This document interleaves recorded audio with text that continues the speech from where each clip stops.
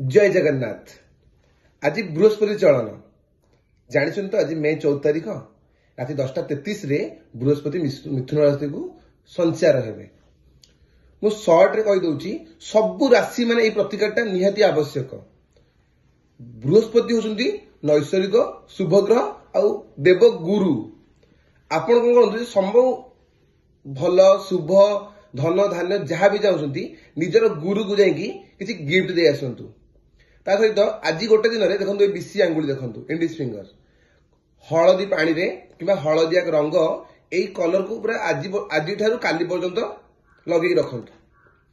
पांचमुखी रुद्राक्ष गोटे शिव मंदिर रे गुरुवार दिन काली जाई पूजा कर धारण करंतु कारण बृहस्पति पांचमुखी रुद्राक्ष देखिए। मु जो इतनी सर्टकट रे प्रतिकार कहली से प्रतिकारटा हूँ गोटे सहज सुंदर प्रतिकार किंतु बहुत लाभदायक।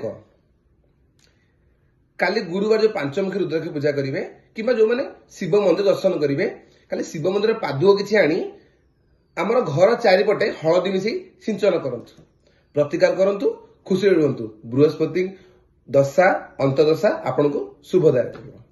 राधे राधे।